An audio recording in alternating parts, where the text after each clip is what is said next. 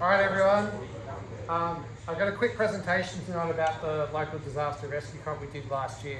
Hopefully we can be done in 15-20 and everyone go home, get out of the cold. So I'll start off just by giving a little bit of background and setting the scene. So for those who don't know me, my name's Joe.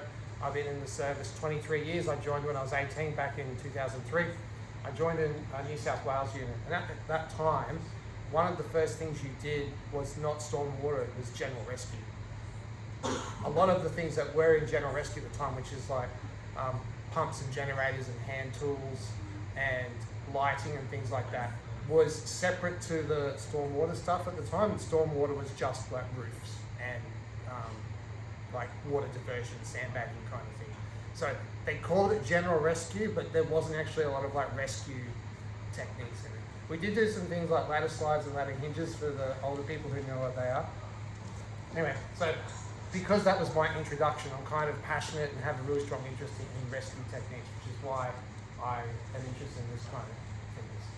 So now that we know a little bit of background, we'll go into like what did we actually do kind of thing. So the LDRC, Local Disaster Rescue Competition, is exactly what it sounds. It's a rescue competition.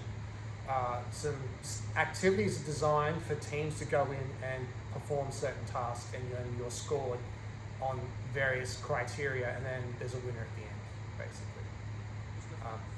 So it's sort of turning tarping roofs into a competition, which on the surface doesn't sound that fun, but once you're in a team and you're doing stuff, it can be quite fun.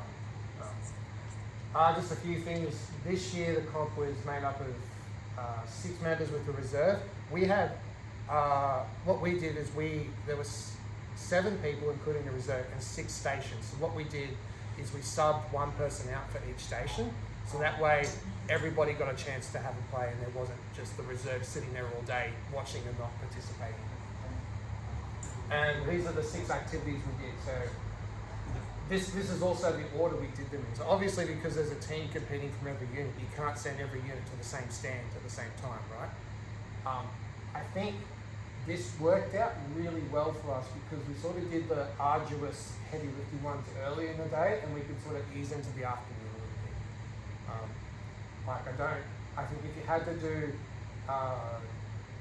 the mass casualty exercises, your very last one of the day, after you've already done the NAV and the missing person search, you might be a bit buggy. So we got a good draw, basically. Yeah. Do they have the same team leader for each of those top points there? Or can you swap your team leader in your team? Like you might have a team leader that's great on mass casualties, and then get somebody else to be team leader for one of the other. Yeah. I don't remember the exact rulings. Yeah, right. What we did for this exercise is I ended up being the team leader for the whole day, right. But for each activity I picked a deputy. Yeah. So I shared the deputy role around. Yeah. So of these activities... Sorry Joe, in the nationals you nominate a team leader for the day, right. And then a team leader. Yeah. Yeah.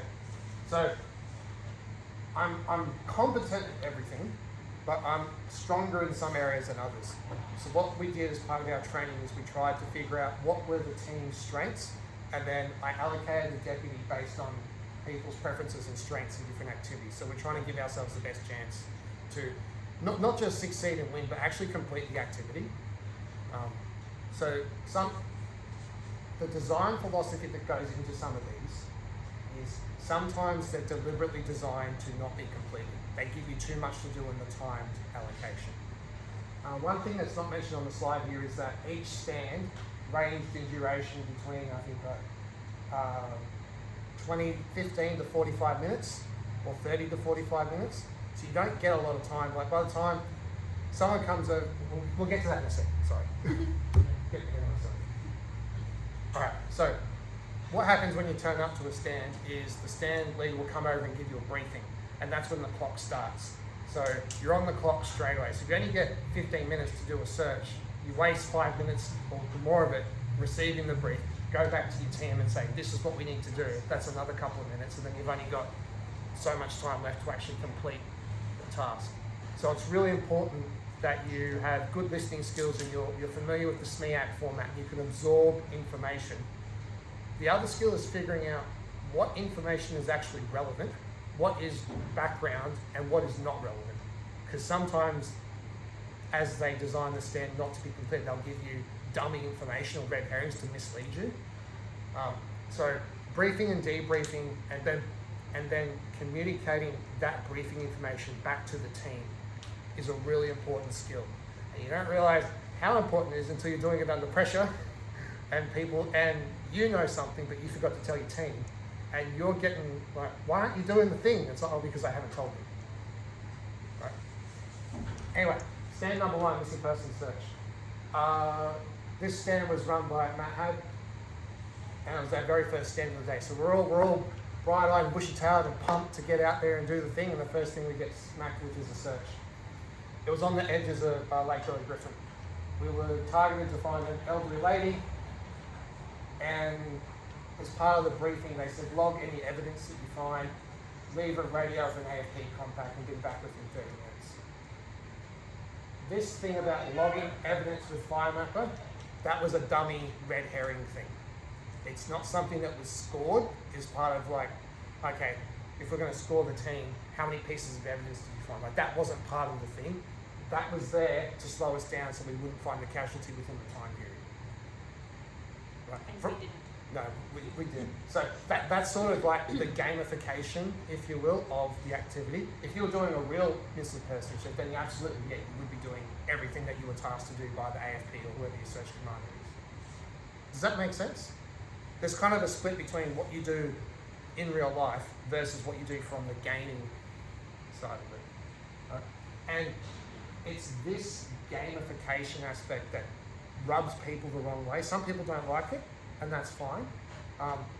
But kind of like how every time you go to a roof job, every house is different. And you got to set up the kit a different way and use the ladder a different way. That problem-solving aspect of what we do is what I like about the competition. It's like, oh, what's the dummy information? What have I got to figure out here? Kind of thing. It's sort of like, how are you testing it? So this is more of like an after-action review style presentation, but it's also to show you what we did, because the LDRC is not, well all the rescue competitions, it's not really known what people do in these kinds of things. And there's also some cool photos so you can see how much fun that we had. So just a couple of things really quick. I'm not going to go through the whole slide, but yeah. I appointed a deputy straight away so that I could delegate responsibility. We split into teams to do a better coverage of the search area. In terms of things that I could do different as the team leader is, while I split us into teams, I didn't assign a call sign. So it was sort of like, Amanda's team, are you there?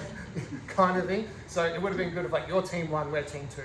And that way it just makes the comms a bit clearer and then more efficient so you're not wasting time doing those kinds of things. Oh yeah, the judges were late and we lost a bit of time because we were waiting for them to turn up. So it's like, we were told to be at the stand at like 8:30 or whatever. And that's where we were meant to be getting our briefing, but the judges didn't turn up until like 8:40. I think there was something wrong with the location as well. Like, it was a terrible one place to of find. our cars drove past. Yes. Yeah. It was a shit place to find. So this is where it was on Burley Griffin. So some people ended up in this car park at the top, but this is where we're actually meant to be. So that's sort of the confusion that a couple of teams had. I think as we were leaving, as we finished and were leaving, the other team that was coming in to do the stand next, they ended up here as well. So it was a common issue.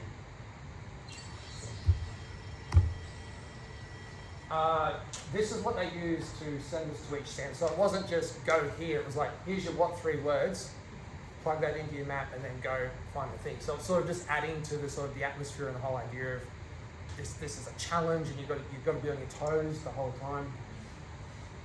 And I kept all of those, and I don't know if I did, but the plan was, because there's six of them, was to give one out to everybody in the team as like a memento, because we've got to keep all the little, what, 3 words.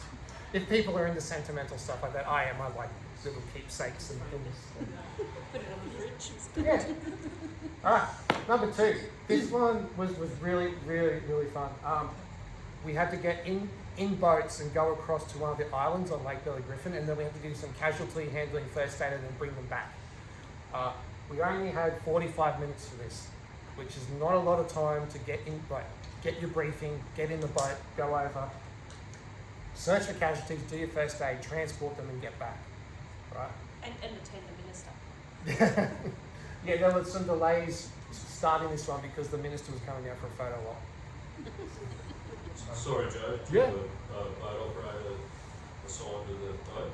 Yes, so And how many were they ferrying at a time? they could take, I think it was, they had to have the 2 operators, they could take an additional 4 people. Right, so that's not your whole team. Yes, so there's 6 people in our team, right? So that's very important for the lessons learned side of things. So we did find everyone, and we could have got everybody back, but I think the boat ride took 6 minutes, and we only had like 5 minutes on the clock. So like we were this close to like actually I completing. also think the instructions we received on that stage were not very clear. Yes. And so it wasn't made clear to us that we didn't have to park the boat at the dock. We could have gone around to the other side of the island, like, and that wasn't told to us, but we could have apparently radioed in and got them to come around with the boat to the other side of the island where some of the casualties were, instead of having to walk the casualties back. And yeah, that was not communicated very well.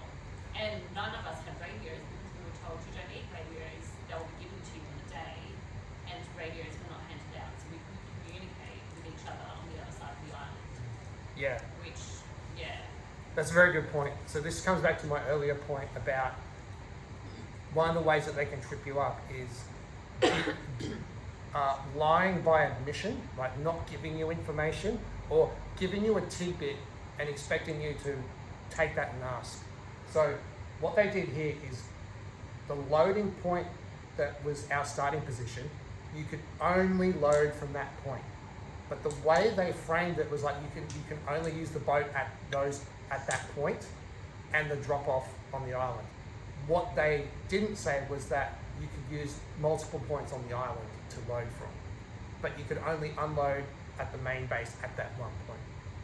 Alex? A big part of a lot of these is just asking shitloads of questions. And if something isn't explicitly ruled out, try it first. Yeah. They tell you often you know what's not right. Or if you need someone else's help, get asked. And it's like, what you should be constantly thinking, what can we do to make our job easier? Yeah. And then how do we make that happen? So like putting the boat around is, maybe not obviously based on what you're told, but it's always worth asking the question, like, well, hang on, we're right here, you can get a boat in here, we'll see if you're trying. Yeah. But you're right, they do try to push you in one direction. Bill? So you said it only takes 4 extra people in the boat. You've got people on the island. You're doing some of your guys on the island. Yeah, so it was a little bit like that problem with the cabbage, the duck and the wolf kind of thing. So we sent 4 people over and then brought 2 casualties and 2 team members back, and then took 2 team members back to the island to like retrieve them, kind of thing. Appointed deputy. What was the other one? Oh, yeah, more radios, as Amanda said. So I made a decision as the team leader to stay on the mainland and coordinate from here rather than be in the thick of it. So when the judges are marking, your team gets marked on, did you complete the exercise and did you make any mistakes or did you do something unsafe? But then the team leader gets a separate score as well. One of the things that I've been pinged for as a team leader is I'm too hands-on. They don't like, from an academic point of view, it's like you should be standing back and you should be delegating and directing and instructing and doing that stuff. Whereas I've only got 5 people in my team, and if everybody's hands are full, I don't mind jumping in to do something. I've still got visibility of what's happening, but it's just to sort of make things handy. And like, if you go out on a roof job, the team leader shouldn't just stand like, you 2 on the roof, you talk to the owner, that's not how we operate, right? So this is the gamification thing I was talking about where some people don't like it. And I also made the decision of leaving 2 people behind where I should have sent more people across. The reason for that is, and you'll see in a later slide, that carrying someone in a stretcher with 4 people is really tiring and really difficult. 5 people is better, 6 is best, right? One of my jobs as the team leader is managing the welfare of my team, right? I don't want to tire people out or unnecessarily increase the risk of injury by carrying excess weight, right? So those are things that I'm thinking about as a team leader. And that's what I've got here, Sending the team would be good for visibility, but I might be penalised for helping. So I've got there's a trade-off, right? I think this is the one that you sat out on, Terry, didn't you? Because you took all the photos. So these boats were supplied by SES New South Wales at Goulburn. The boat on the right is like a little landing craft. The front drops down and you've got a ramp that you can walk in and out of. And that was just cool. I'm in a boat cruising across the islands. This is us at the debrief. We were all tired and exhausted and getting told all the things we did wrong. These are some photos from over on the island. So people going across, finding the people as part of the scenario that were injured. The storm had come over and they were injured and they couldn't get back, so it was our job to go and rescue them.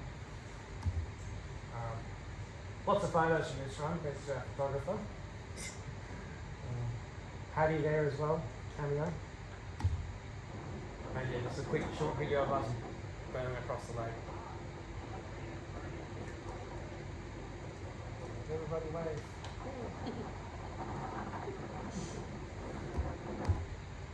Alright, next stand. This was really fun, but it was absolute chaos.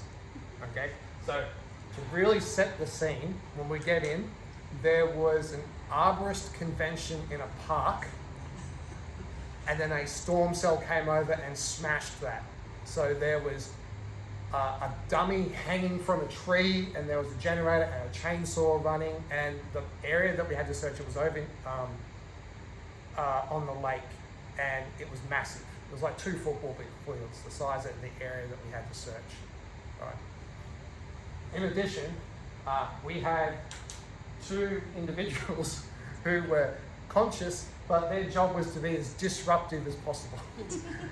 And boy, were they disruptive.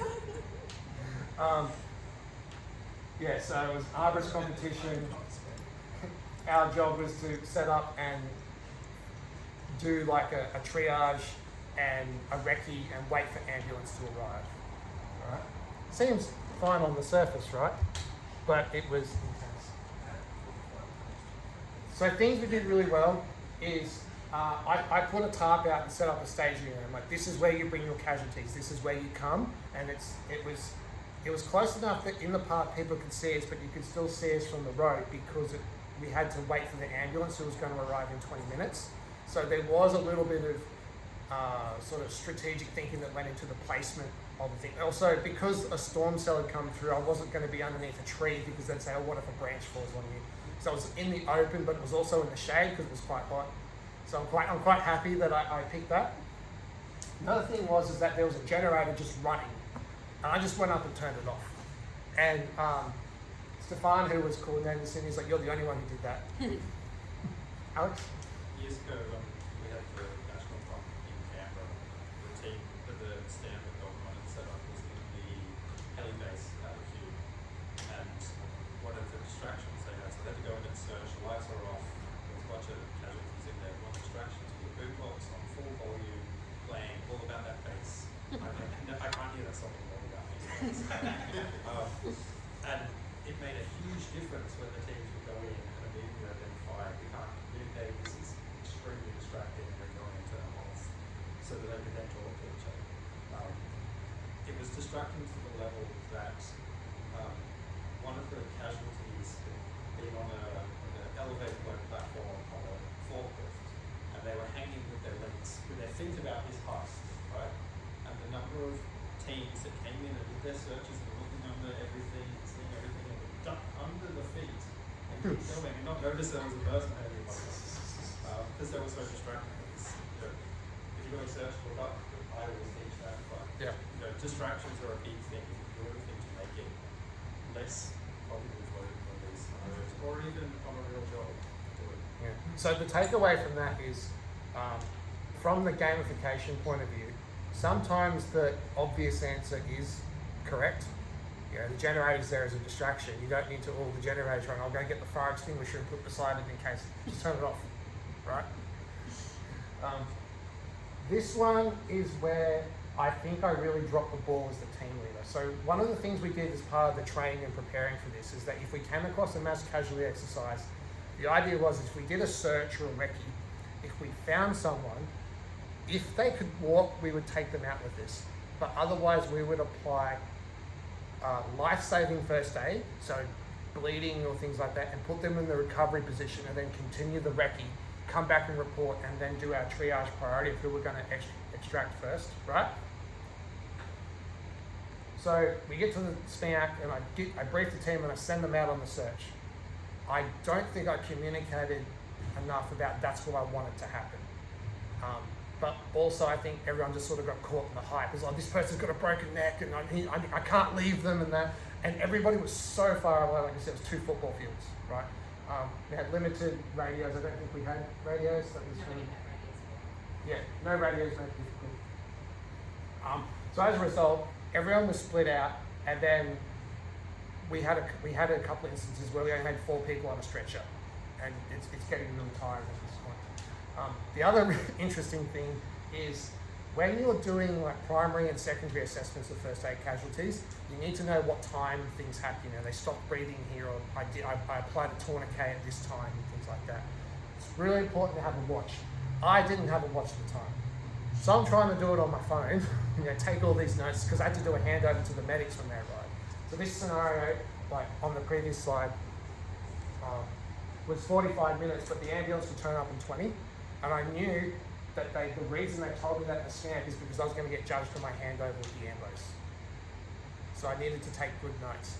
But when I'm trying to like use my phone and look at the time and write things down and everything, I now have a watch. So get a watch. And yeah, the people who were just there being disruptive and everything, I did try to do a little bit of crowd control at the start, and I'm like, maybe I can get them to help me in some sort of way. But one of the things was that one lady was lying and saying that she was a triage nurse, but every time I go to do something, she would faint at the sight of blood.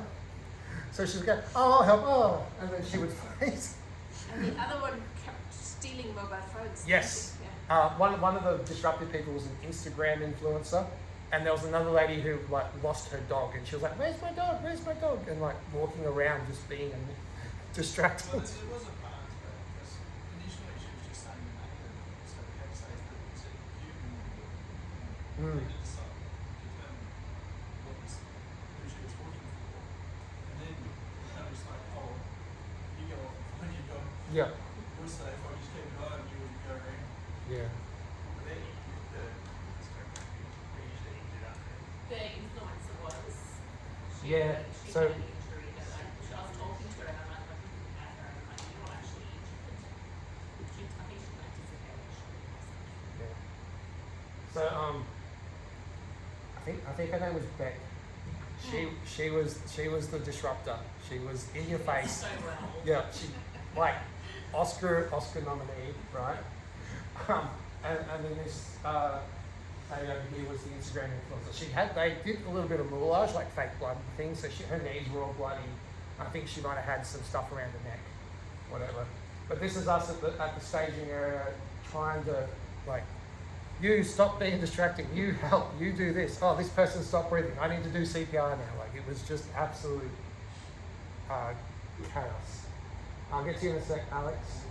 Just a couple more photos from the triage area. So here's our Instagram influencer running around causing havoc and other distraction. Trying to do first aid and coordinate. And I put this guy in a sling and then he just got up and started walking away. And I'm like, where are you going? 4 people carrying the stretcher. This is what I wanted to avoid, but it ended up happening. So like tiring my team out. Luckily, because this was stand number 3, we had lunch next, so we could have a bit of a break. So I could sort of factor that into our planning. Alex, a question? If you're ever doing one of these comps and you've got those distracting people, your number one job is to make them laugh and distract them. Make friends with them so they forget okay. Well, you said they had an injured knee, well, like a slightly bleeding knee. Clearly, that needs to be splintered. Clearly, that injury last year was scratched. Yeah. Joe, just Yeah, quick. This might be a really obvious one, but you obviously had your phone on you. Did the other team members have their phone, or could you use that for comms? Look, maybe. Look, could I have? Yes. Would have they had answered or figured it out? I don't know.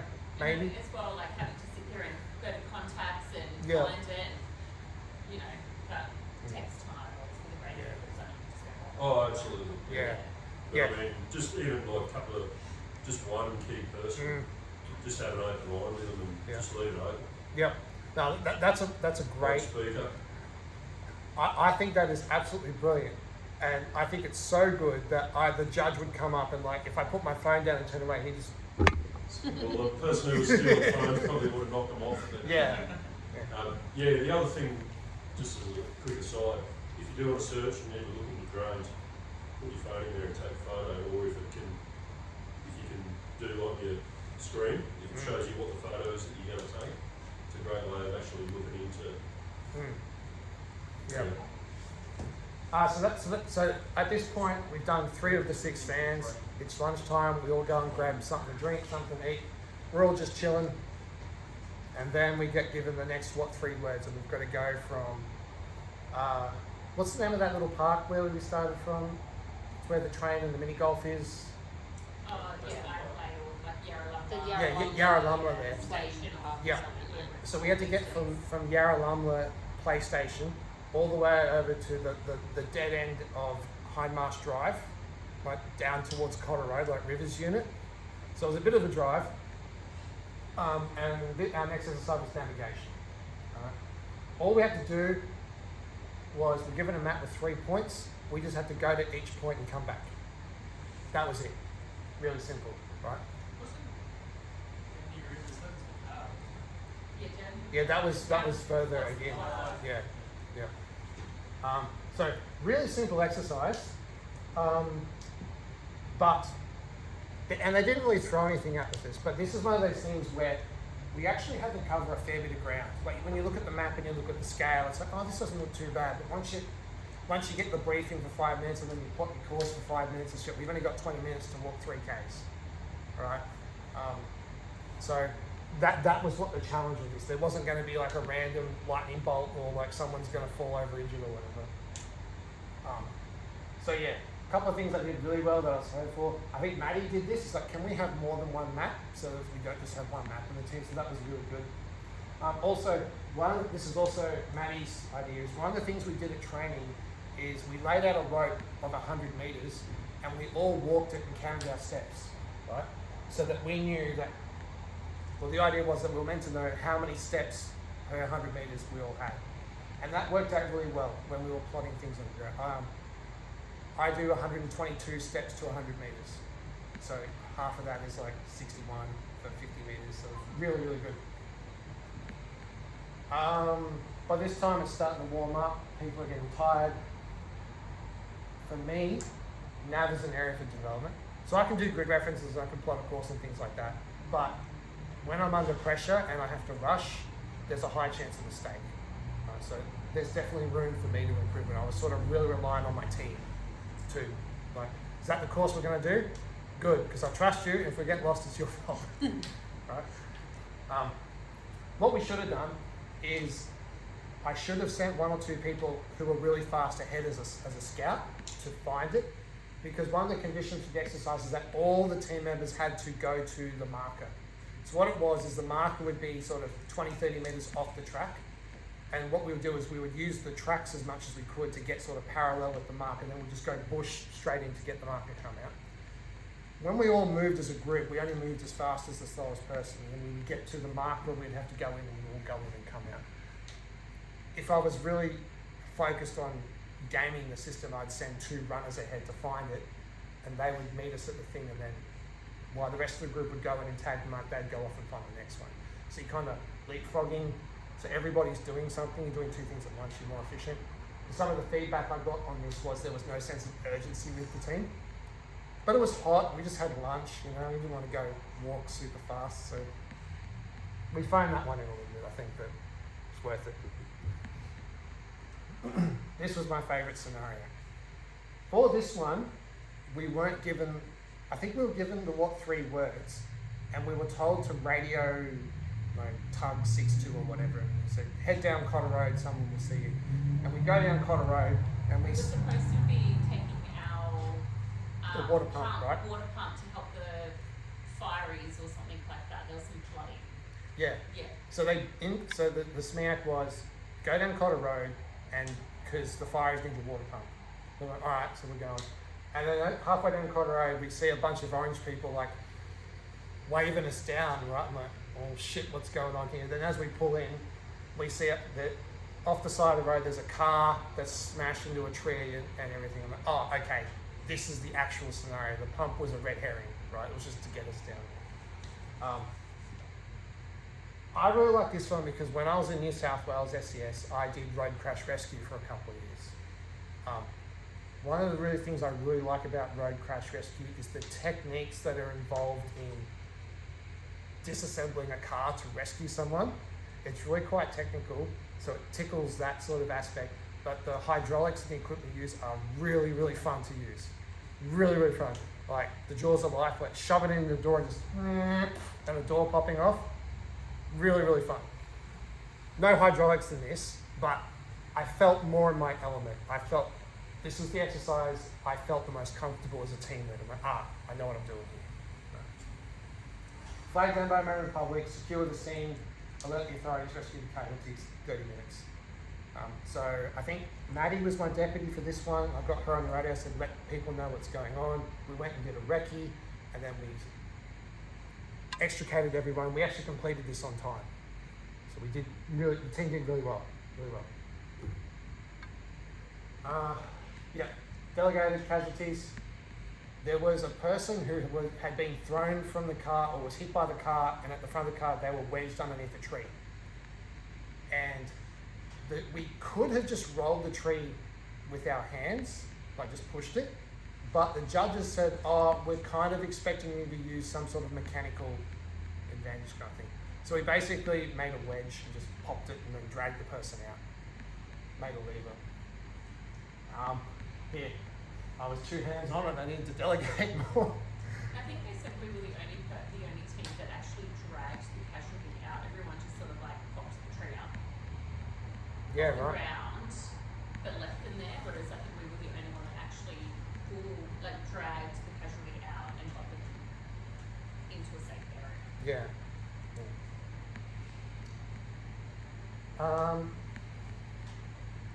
So because we don't do road crash rescue or stuff related to vehicles in the ACT, I did note some apprehension in the team around that.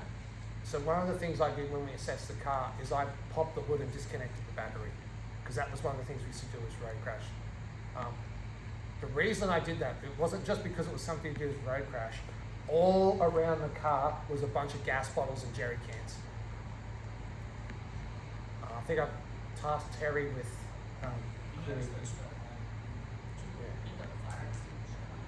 yeah. The one thing I want to talk about really quick with this one is this last one over here. Delegate objectives, not tasks. And what I mean by that is, if we've worked together as a team long enough and we know what we're doing, rather than saying, can you clear all those cylinders away, and then they come back and say, all right, can you now clear this power line? Can you now do this? If I say, can you sweep the scene for hazards and make it safe? I've given my team an objective to do now rather than a specific task. So I give them autonomy to make decisions, but the underlying assumption is there that we both understand what we mean by clear this of hazards. Does that make sense? Yeah. When Bondo told that to me, it instantly clicked with me. I'm like, oh, that makes so much sense. And I really took that to heart. I think that's one of my biggest takeaways from this. And the flow on from that there is like trusting your team. Alex. There's a big shift that's happened in modern militaries around that, where your group, your squad needs to be on this hill at this time, right? And then you give more orders, and that's a very specific thing to do, and you may have no idea why you're doing it. Right? The change that they've made is making sure that everyone 2 levels down, 2 levels up knows the reason why you're doing something. So it's not go and be on that hill at this time. It is be on this hill at this time to observe the enemy in this location. But if you need to be somewhere else or you find a better way of doing it because you're the one on the ground who has the information, change the plan to result in the objective, right? To Yeah. achieve the mission rather than follow the directions. Yeah. And it means that everyone has a lot more autonomy to get shit done. Everything happens a lot more efficiently because as soon as you've got more information on the ground, you've got more information when you're on the other side of the car, you can change what the plan was to what the plan needs to be to achieve the result. Yeah. One other thing really quickly is we did use a road crash technique where there was a dummy or a mannequin in the driver's side seat, and what we did is we laid the seat down and opened the back door and pulled them, because that way we could put the rescue board in through the back seat and we could drag them off the front seat straight onto the rescue board, rather than if they're in a sitting position trying to sort of manipulate them out. But we could pull them out straight, and that way it keeps their spine straight. It was just one thing that we learnt doing road crash. Yeah, we didn't get too many photos. This is a really blurry I have photo. plenty of photos because I sat out on that one. You Maybe never asked me for the photos. my apologies. I failed as a team leader. But you can see here, this is the log that we had to move, and there was a mannequin underneath the log, and we just used a simple lever. I think there was I don't know if it was a piece of concrete or a steel bar or something, or it was a steel bar and a log. I'm like, let's just make a lever. Because we only needed to lift it like this much to get their leg out. Right. Alright, last exercise. Oh. We did so bad. We did so bad on that one. We were so exhausted. tired. Yeah. So, team welfare. I think we broke the roof too. Team was tired. I knew we were tired. This was the first hot day of the season. Yeah. Yeah, it was a warm day. We only had 30 minutes, and you would think that because this was a storm-based exercise and we do a lot of storm work, it would be easy. It was not easy. It was out at Rivers Unit and on their little training roof, but there was a whole bunch of conditions, like you can't do this and you can't go this side because you can't see and everything. They put a lot of conditions on it. So what do we do well? We didn't actually tarp the roof, but we did fully set up a height safety system. So we set up the kit with the intention of using it, right? So even though, I'm looking at my phone and I'm like, oh, I think we're 26 minutes in and we've just set up the system. We're not going to tarp the roof in time, but we worked until they said tools down, right? What we could have done differently, we did explore tarping from the ground. So we have Benay with us, and she's our ground tarping expert, but we didn't think it was going to work. But after the exercise and messing around talking, actually, it probably would have worked. So I suppose the takeaway from that is just because you have equipment there, you don't have to use it. There are multiple ways to solve a problem, right? We got pinged once for ladder handling. I don't know exactly what it was. We did something that was not safe. I can't remember what. Figure it out later. Team leader getting involved. So I split the team up and we had some people preparing the tarp and all the equipment, and I had other people setting up the height safety system. And we got the tarp out to sort of measure things. Is this going to be big enough? Yep. And they put it on the ground, and then I picked it up and held it so it wouldn't blow away. And the feedback I got is like, you're the team leader and you're standing there holding a tarp. Why? And I'm like, so it doesn't blow away, you know? But this comes back to what I was saying earlier about by the book, academically, team leader, you're meant to be the delegator and the instructor and tasking and supervising and hands off, basically. I thought that was a bit of a cop-out, but this is where the game intersects with like the real life and what you do. Do you think they would have been happy if you just stood on the top and continued to do nothing? Yeah, look, Maybe. It's no different. Yeah. Unless you're expecting 100k an hour winds and it's going to blow you off the ground. Yeah. That's like Bryn with the phones, you know, just call someone. You know, radios, everyone's got a mobile, just call them. You know? Like, Figure out how often people want to call works in 2026. yeah, and just this last point. So team exhaustion, doing a technical job under pressure. We were wrecked. That's nobody's fault. That's just is how we went. But the takeaway there is understanding that, not getting frustrated and not blaming anyone, because that's not going to be conducive to anything. Understanding people and how they work. It's a good reminder if you're exhausted on a job, then just say, Yeah.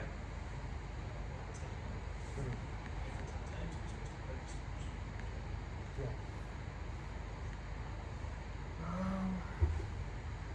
Yeah, so this is just So yeah, you can see the cupping up the top. yeah, the original. Because I think we had like the carabiner and everything wrapped up in a sandbag. When we pulled it over, we were trying to flick it up, and I think it just cracked the top. But the good thing was, like I mentioned at the start, this was the last stand, and when everybody finished, they had to come to Rivers, and we were already there. So we didn't have to do another drive, we could just sit down and... So yeah, we got a good draw, basically. They did a cake for us. I know you don't have a frame of reference, but the cake was probably about, you know, that big. Right? Roughly, it was a big rectangular thing. Mm. What? Sorry? You were explaining that it was a rectangle. I was thinking it did look quite circular. Yeah. You needed that sugar hit before that last stand, though. They've fed us nothing but sugar all day. It was not a single savoury thing. That was my main takeaway. Well, we had hot doggy things. At Yeah. lunchtime, we had sausages. Yeah. And salad. Yeah, there was a Salad? there was a barbecue. My advice to all comers is have something in your bag that you eat. Like Yeah. cater for yourself for a day, no matter what they say. Because Yeah. anything can go wrong. And in general, it just means less sweet stuff. Yeah. Well, You're just they weird. haven't got that right in 30 years. Like the shit food, because it's easy. Yeah. It's hard to put up good quality food. Yeah, at the end of the day, it was just cake and cupcakes. That was Yeah. it. There wasn't anything substantial at that stage, and I think that was what we really needed to recoup. Mm. And that wasn't provided. So just on that, electrolytes have a secondary function. So in addition to like keeping you hydrated, but the effects from dehydration, like mental fog and fatigue, like electrolytes can really help with that. So like keep not just water, but actual electrolytes. Yeah. So this was the team. Thank you, team. Did a great job. You facilitated my involvement in the thing I like doing, so I appreciate you. We just came from you. Yeah. HQ did a great job. There was a whole bunch of coordination that went into the planning and the logistics behind the thing. So just acknowledging, but it was really well run, I think. Despite little hiccups here and there, like too much sugar and things, but like the stands were brilliant. I know the whole team's not here, but those team members who are. Any final comments? Would you do it again? Definitely. There you go. It was good fun. Yeah. But I kind of think it would be good for the training community to do some of those. Yeah. People that might have to participate, Mm. do some of those games so they get used to that environment. Yeah. Look, I love rescue, and I tried to do a little bit of it when I was training officer, and I got a little bit of it, and then there was an activity that Bryn set up for us at that playground down on Drakeford Drive, Playford, whatever. We're putting people in stretchers and sending them down slippery slides in the playground. It was great. Well, that was at Yeah. Pro Hut Yes, Drive, Drive. Yeah. out at Stratford. That's in Paddy's Park now. Yeah. Yeah. That's a great spot, and it's close. Yeah. There's No. quite a few different little stands there. Well, there's night too. Get quite complex Mm. in that little, just in that space. And there's quite a number of them around, just Belconnen as well. Yeah. But these kinds of activities, it's marketed as a rescue competition, and while we don't strictly do rescue, you do use all the skills that we do in our stormwater and our land search and those other sort of auxiliary support functions, but in addition to your problem solving and your critical thinking as well. So it's not just rescue, it's everything that we do. Lastly, just a couple of things. Would have liked to have done a little more training. Who's done the team leader course? You know, how teams form, like forming, storming, norming, performing kind of thing. When teams get together, they go through a cycle, right? And it takes a little bit of time to figure out how everyone works before you start to get that cohesion where you start to really complement each other. Starting training a little bit earlier would have helped with that. Not saying that we didn't work well as a team, but I'm like, we didn't have long for training though, and it was very rushed. Yeah. And I think part of the reason for that was when they were advertising and seeking expressions of interest, a lot of people didn't know what an LDRC was. So it took a little bit of time to get members. Like, I think Terry's not here, so I can talk about it. We kind of had to twist his arm a little bit because we needed an AMR driver. Like, come on, Terry, come on.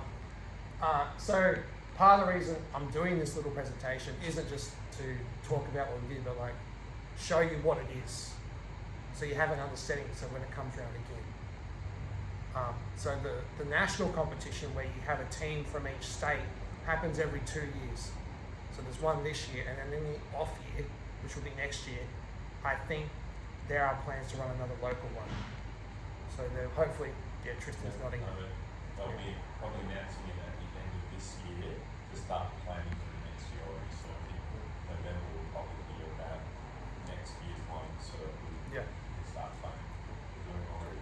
And that goes from planning the stages and everything else. And sorry to interrupt, you had your hand up. Oh no, I don't worry about that. But do we know what the next national is going to be? The next national one knows up in Queensland, the one in 2 years' time, I don't know what it's going to be. Yeah. But you don't need to be part of the team if that's too much commitment for you. So, Jamie, you were a casualty in the land search, the first one we did.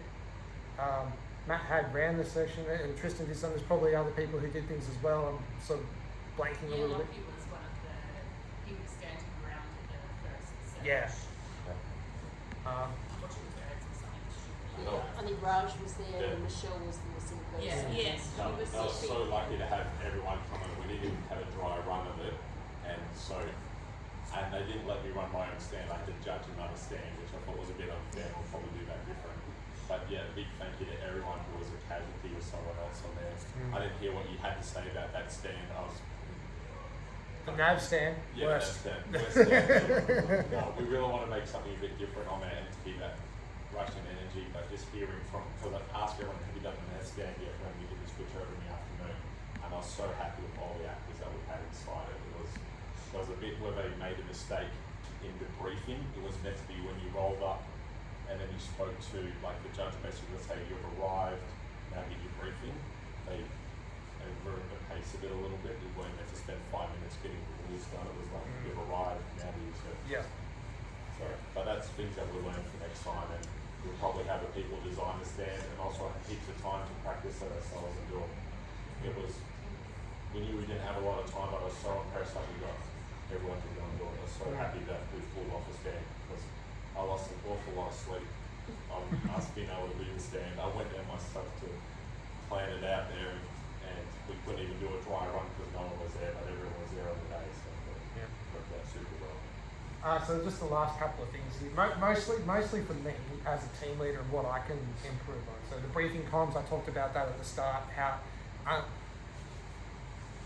absorbing information, figuring out what's useful, and then being able to communicate that back to your team so they understand. That's a real skill, and you don't know how bad you are at it until you really do it, especially under like that slide before, like exhaustion plus time pressure plus technical skill. Delegate objectives, not tasks, like I said at the unplotting scenario. And regroup for recce so we can figure out next steps. That was mostly the mass CAS one, but I think that's something, if you drill it enough, you won't get distracted by other casualties or lose focus kind of thing. So, yeah. Thank you.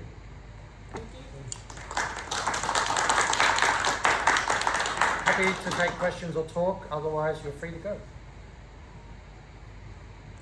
For me, as a blue champion, it was really nice to just spend the day with the same few people and make some connections.